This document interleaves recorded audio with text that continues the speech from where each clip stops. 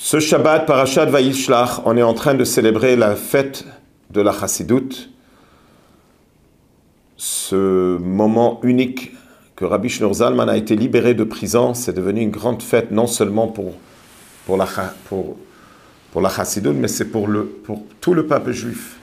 Car la Chassidoute, elle amène un bonheur, et elle amène un mode de vie qu'aujourd'hui, dans l'obscurité terrible que nous sommes en train de vivre et de traverser, la seule manière comment on peut tenir dans ce monde, c'est par la lumière de la Chassidoute. Je vous donne un exemple. Shmini Atzeret, on entend ce massacre terrible de 1400 qui ont été tués, assassinés, et le plus que les semaines passent, on entend avec cruauté, ils se sont conduits. Alors tout de suite, la question, elle était, qu'est-ce qu'on fait cette journée-là? On fait les hakafot. Est-ce qu'on peut se permettre à danser? Et à ce moment-là, on a besoin de la lumière de la Chassidoute. Que Simchat Torah, au contraire, il faut faire Simchat Torah parce que la Simcha, elle a une force. La Simcha, elle a une force d'annuler des décrets. La Simcha, elle a une force de radoucir la rigueur. Quand on a affaire avec l'obscurité, qu'est-ce qu'on fait? Comment on se bat avec l'obscurité? Viens, la Chassidoute, elle nous enseigne. Un petit peu de lumière chasse l'obscurité. Me'at or docher habe chosher. Quand je fais face à un juif, comment je dois regarder sur un juif? Si je le vois de la vue extérieure, je vais le juger, je vais le condamner. Mais si je le regarde plus profond, comme il explique dans le Tanya, que chaque juif, il a deux âmes, il a l'âme animale, mais il a l'âme divine. L'âme divine, c'est une partie profonde de Dieu lui-même. Alors, comment je peux juger un juif d'une manière négative? Et on l'a vu d'une manière extraordinaire cette année, l'année où il y a eu, après ce grand massacre, on a vu tout d'un coup cette flamme juive qui est en train de se dévoiler. Combien ont pris sur eux Shabbat, combien ont pris sur eux, combien des soldats ont pris sur eux de porter les tzitzit, combien des soldats ont pris sur eux de mettre les tefillin. Un changement grave. Et ce n'est pas quelque chose de nouveau, c'est juste tu es en train de dévoiler le fond d'un juif. L'étude de la Chassidoute, c'est une étude qui donne une force à un juif, que quand il voit des obstacles, normalement quand une personne y voit des obstacles, il s'arrête, il va en arrière. La Chassidoute, elle vient nous enseigner, non, quand il y a des obstacles, il faut foncer, il faut avancer. C'est connu que ce proverbe, quand il y a des obstacles, ça montre que la chose elle est bonne. Quand il y a beaucoup d'obstacles, ça montre que la chose elle est très bonne. Et quand il y a trop d'obstacles, ça veut dire que c'est trop bon.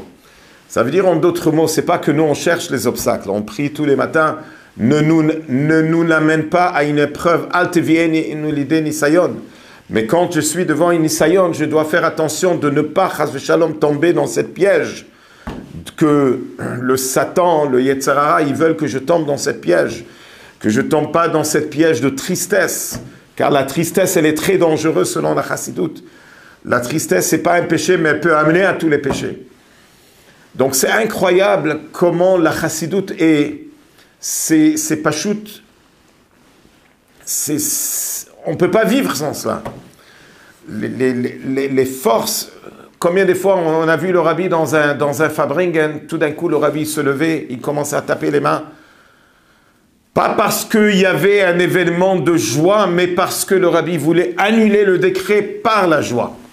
Et comme nos sages le disent, Simcha poret sedgera, la joie elle brise les barrières.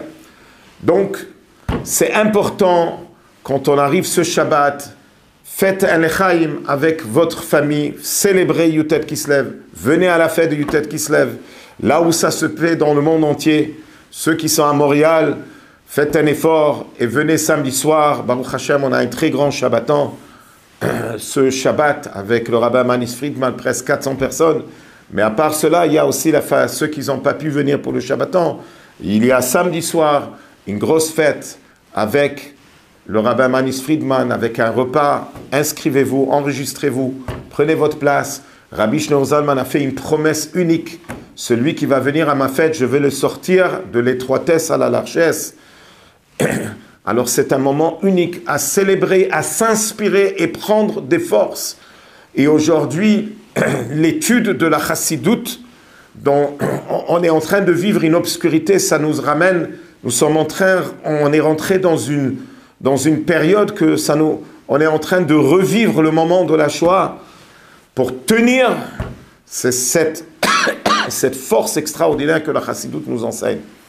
Alors on vous souhaite les Shana Tova Belimud HaChassidut Ubedarke HaChassidut Tikatevu Vetechatemu, que vous soyez inscrits pour une bonne année dans l'étude de la chassidoute et dans le chemin de la chassidoute, et que chacun et chacune prend sur eux que la nouvelle année, on étudie le Tanya qui est la Torah écrite, Torah Shebirtav de la chassidoute Chabad, où là-bas, il y a des trésors, et ça nous donne des forces à réaliser que tout ce monde, c'est dirigé par Dieu, et qu'il n'y a que la parole de Dieu qui fait vivre ce monde, et il n'y a rien d'autre. Quand on étudie le moussar, alors on a affaire avec des mauvaises midotes, et il faut faire, et comment il faut se sauver de cet ennemi qui se trouve en nous. C'est comme quelqu'un qui est en train, quand il y a un voleur que Dieu préserve, qui rentre dans une maison, alors tu pousses un cri, lui il se sauve, et il peut encore revenir. Ou bien tu t'assois avec le voleur et tu lui expliques que c'est pas bon de voler. C'est ça la chassidoute. Le moussar, elle est en train de renvoyer le voleur. Mais la chassidoute, elle prend et elle transforme, et tu comprends qu'il n'y a rien d'autre dans le monde que la parole de Dieu qui est en train de vivre ce monde. Alors quand quelqu'un il fait face à une mida de colère, il y a comment dans le Shitat HaMussar, ils vont traiter la mida de colère. Dans la chassidoute, on va traiter la mida de colère qu'il n'y a rien qui existe dans le monde, il n'y a que Dieu. Donc de quoi tu t'énerves? Tu t'énerves parce qu'il y a eu quelqu'un qui t'a énervé, mais ce n'est pas lui, c'est Dieu qui l'a... C'est un messager de Dieu. Alors pourquoi tu t'énerves?